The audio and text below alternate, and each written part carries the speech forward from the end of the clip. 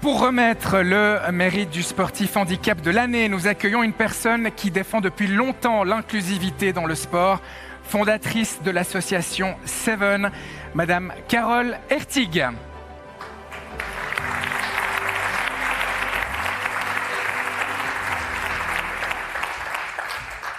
Bonsoir à toutes et à tous.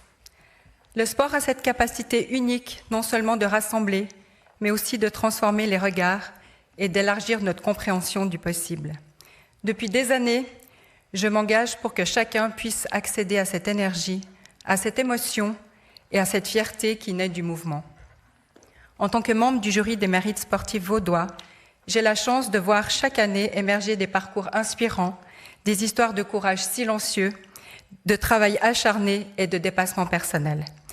Ces récits nous rappellent que le sport n'est pas seulement une affaire de performance, mais aussi une formidable école d'inclusion, de résilience et de dignité. Aujourd'hui encore, lorsque je vois un athlète en situation de handicap franchir une ligne d'arrivée, réussir un geste technique ou simplement continuer à avancer malgré l'adversité, je mesure la force de l'humain, sa détermination, son courage et son envie de montrer qu'il n'y a pas de limite à la passion. Le prix du ou de la sportif handicap de l'année met en lumière ces histoires de persévérance et de talent. Il récompense un ou une athlète en situation de handicap ayant brillamment représenté le canton tant au niveau national ou international dans le respect des valeurs éthiques du sport. Et il est temps maintenant de savoir qui est le sportif ou la sportive handicap de l'année 2025. Alors, le prix est remis à Roger Baumann.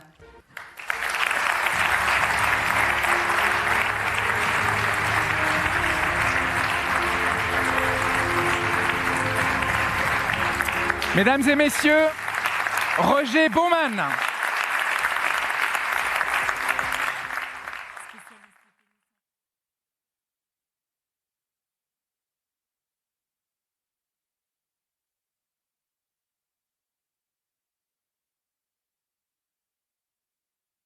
Viser une première place au classement national dans les prochains mois. Roger, c'est un être exceptionnel. C'est un grand plaisir de pouvoir l'entraîner et il est toujours prêt à donner le maximum, à écouter, il a envie de progresser, donc que du bonheur. Nous, on pratique le tennis en fauteuil roulant depuis très longtemps à Bulle et puis Roger, dans les années 2015, il s'est intéressé au tennis en fauteuil roulant, il faisait déjà du basket et puis c'est un sport qui lui a tout de suite bien convenu. Il a une chance dans le monde du tennis en fauteuil roulant, c'est qu'il arrive quand même un tout petit peu à se déplacer, ça veut dire qu'il a des abdominaux et c'est un avantage au niveau des déplacements, au niveau des frappes, de l'équilibre et tout. Alors en effet, le déplacement, c'est très important comme qualité chez lui et comme il a toujours soif d'apprendre, donc il s'est investi énormément pour progresser techniquement, notamment par exemple sur le revers lifté, qu'au début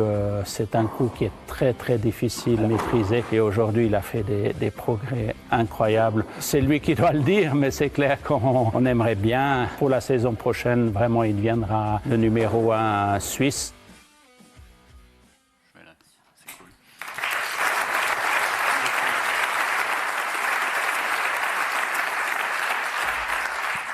Roger Baumann, ce Master suisse, est-ce que vous pouvez nous expliquer ce que ça a représenté pour vous ? Je crois que vous étiez très ému lorsque vous l'avez remporté. Je pense que le plus grand accomplissement de ma carrière, c'était il y a quasiment pile une année. Les Masters ont lieu ce week-end, donc dans 2 jours, samedi et dimanche. Et au niveau suisse, il y a jusque-là cet indétrônable autre joueur qui s'appelle Raphaël Gremion, qui est depuis une douzaine d'années champion suisse. Et je pense que ces 4, 5, 6 dernières années, aucun joueur suisse n'avait réussi à le battre jusque-là. Et l'année passée au Masters, en décembre, le match a très mal commencé pour moi. J'ai perdu le premier set 6-0. Et là, dans ma tête, tout ce que je me disais, c'était j'espère juste que je vais pouvoir marquer 1 ou 2 jeux pour pas perdre 6-0, 6-0, 2 roues de vélo, comme on dit. Et dans le deuxième set, il était devant et j'ai réussi à grappiller quelques jeux et jusqu'à 4, je pense qu'il menait 4-2 et puis après j'ai réussi à mener 4-3 et puis encore 3 jeux d'affilée et j'ai gagné 6-4 le deuxième set.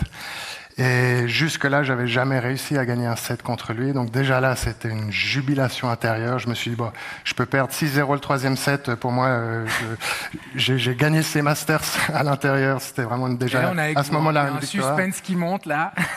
Et dans le troisième set, il menait de nouveau. Il a aussi, je crois, marqué les premiers jeux. Et il menait jusqu'à 3 ou 4 jeux. Et là aussi, je pense qu'il menait 4-3 et j'ai de nouveau également réussi à remporter 3 jeux d'affilée pour finalement remporter 6-4 ce troisième set, donc 0-6, 6-4, 6-4. Donc, ouais. Wow. Et après c'était vraiment un déluge d'émotions en moi. J'ai vraiment réalisé que j'accédais au sommet au niveau suisse, au niveau du tennis suisse. Et ouais, donc c'était vraiment juste incroyable comme émotion que j'ai pu ressentir. Alors, pardonnez-moi de faire dans l'emphase, mais finalement, il y a plein de choses qui se vivent à travers un match dont on perd le premier set 6-0, parce que finalement, ce sont les émotions de la vie qui sont résumées là en un match. Alors, on va pas partir sur ce thème-là, parce qu'on l'aurait pour une heure, mais parlez-nous de ce résultat, ou de cet objectif annoncé par votre entraîneur, numéro 1 suisse. Alors, c'est possible de le battre plusieurs fois, du coup ? Bien sûr. Si je l'ai battu une fois, c'est que c'est réalisable à nouveau. Cette année, on a joué 2 fois l'un contre l'autre. Il m'a battu les 2 fois. Ces 2 dernières semaines, on s'est entraîné 2 fois en jouant un match également. Il m'a battu la première fois. Et puis hier, j'ai joué contre lui et je l'ai battu en 2 sets.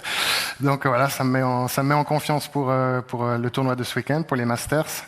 Et voilà, qui sait, je pense que je suis encore en pleine progression, en pleine évolution. Et donc voilà, j'espère bien pouvoir réitérer cet exploit encore de nombreuses fois. J'avais pas enclenché le micro, vous m'entendez ? Oui.